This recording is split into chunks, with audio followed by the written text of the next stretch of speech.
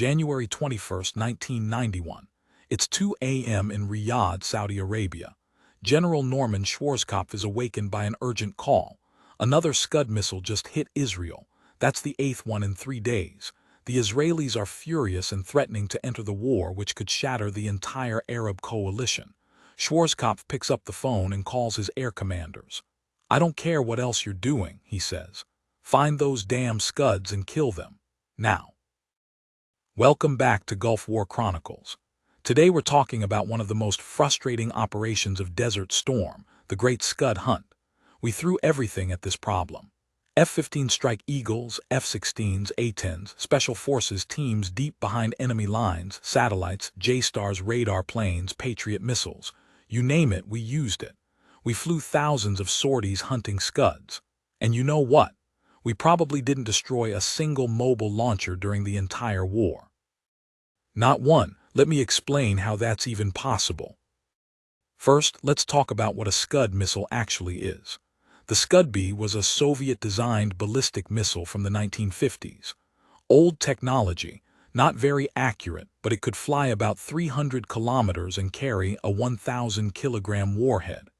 Saddam had hundreds of them, and he'd modified some to fly even farther by reducing the warhead weight. He called these Al-Hussein missiles. They could reach Israel, they could reach Riyadh, and that made them a strategic weapon even though militarily they weren't very effective. Here's the thing about Scud launchers. The mobile ones, the ones that were actually dangerous, they weren't sitting in fixed sites. They were on MAZ-543 trucks, big 8-wheeled Soviet transports. These launchers were mobile. They could drive out from a hiding spot, set up in 15 minutes, fire their missile, and be gone in another 15 minutes. By the time anyone detected the launch and sent aircraft to the area, the launcher was 30 miles away hiding under a bridge or in a culvert or mixed in with civilian trucks. The Iraqis got really good at this. They had Scud units that operated in western Iraq, the area closest to Israel, and they ran these things like a professional operation. They'd use decoys, fake launchers made of wood and canvas that looked real from the air. They'd hide the real launchers in culverts during the day when our aircraft were overhead. They'd communicate using motorcycle couriers instead of radios so we couldn't intercept their messages. They moved the launchers constantly, never staying in one place. And they knew our reconnaissance satellites' orbits, so they'd hide when the satellites were overhead and move when they weren't. Let me tell you about a typical Scud hunt mission, and you'll understand the frustration. January 25, 1991. Captain Tim Bennett is flying an F-15 Echo Strike Eagle loaded with bombs and Maverick missiles. His mission: find and destroy Scud launchers in western Iraq. He's been given a 60-square-mile area where intelligence thinks there might be launchers based on recent missile launches. Bennett flies to the area. He's got the best sensors the Air Force has, radar, infrared targeting pods, the works. He looks at that 60 square miles of desert. There are rocks, wadis, roads, buildings, trucks, all kinds of stuff. His infrared can see heat signatures, but everything's heating up in the sun. That truck, is it a Scud launcher or a civilian vehicle? That shape under that bridge, is it a launcher or just construction equipment? He circles for an hour. He doesn't fire because he's not sure what he's looking at. He goes home with all his bombs.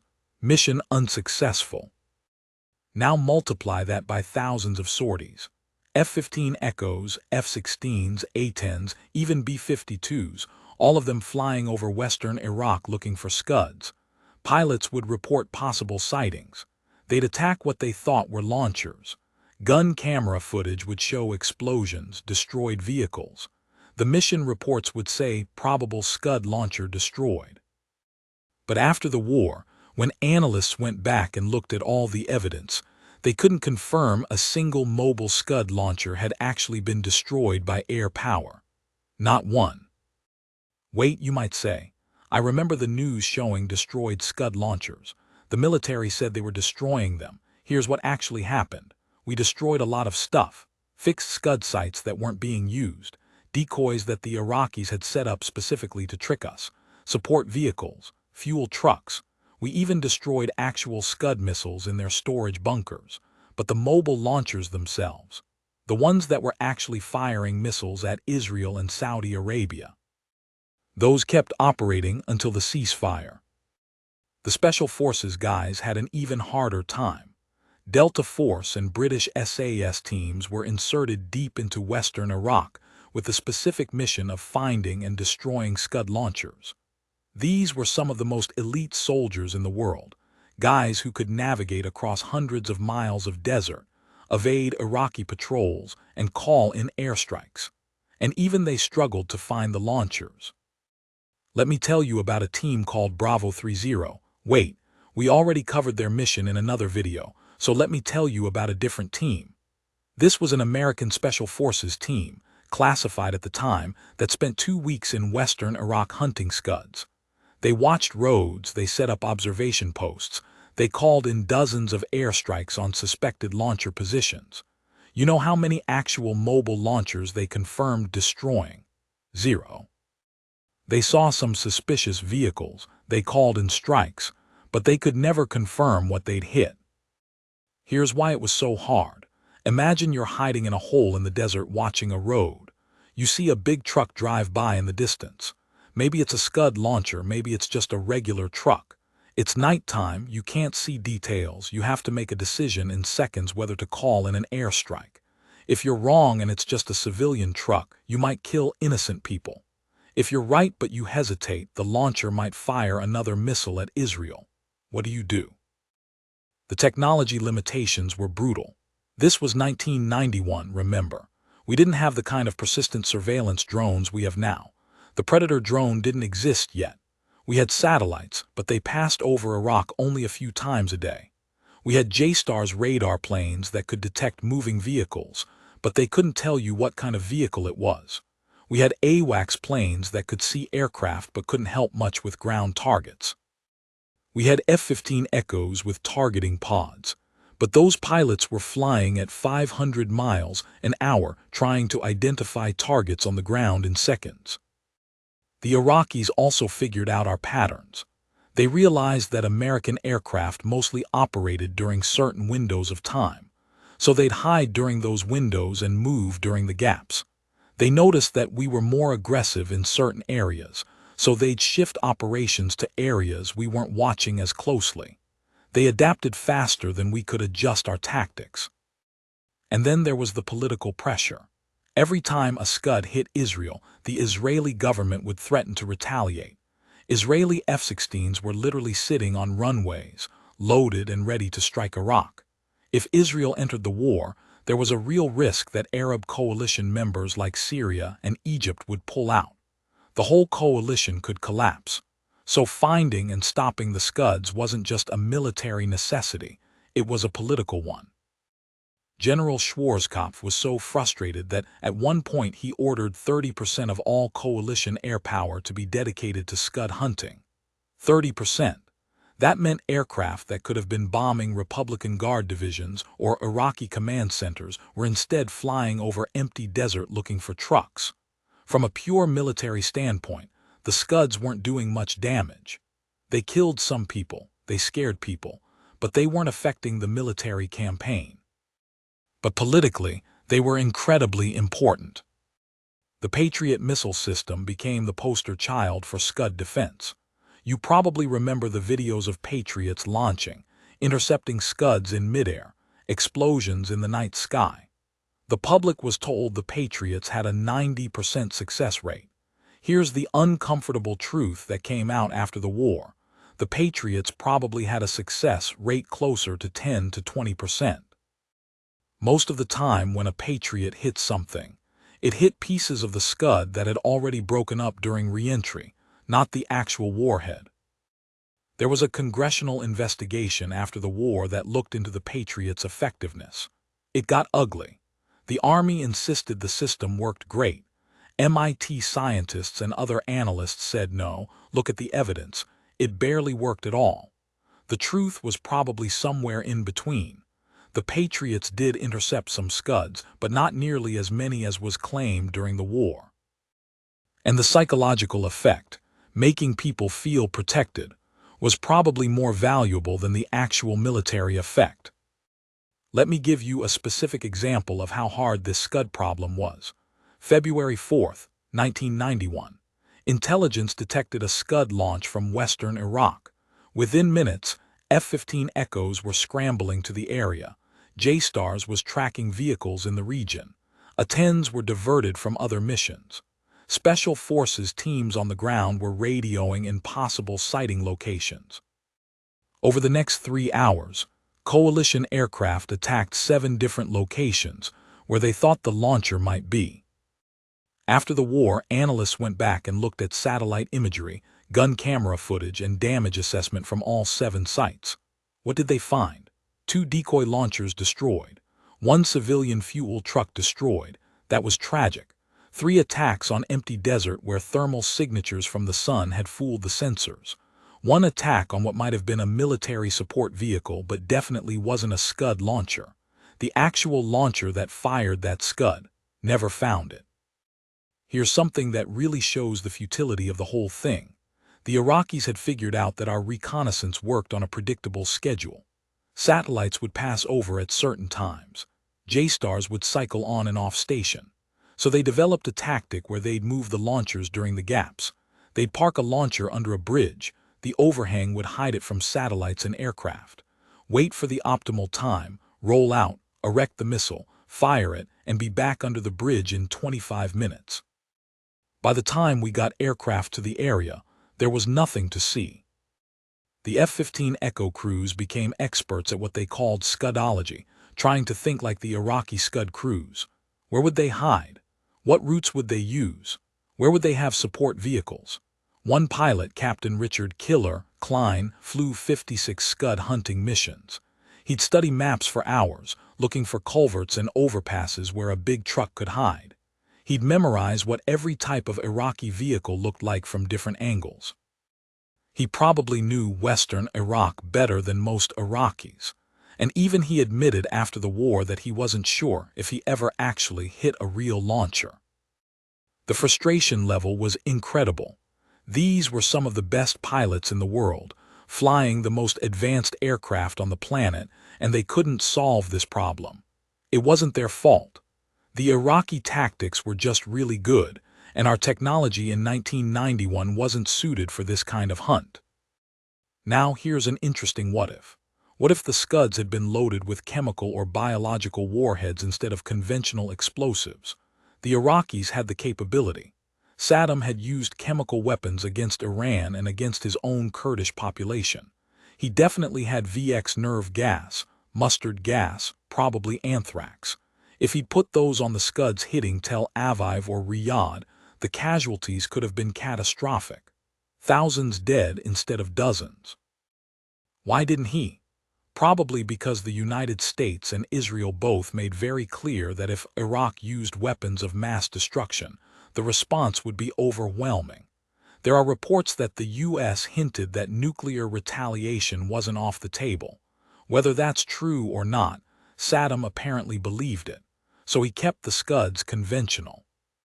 But the fact that we couldn't stop the Scuds from launching meant that if he'd made a different decision, we couldn't have prevented a chemical or biological attack. This scared the hell out of military planners. After Desert Storm, huge amounts of money were poured into solving this problem.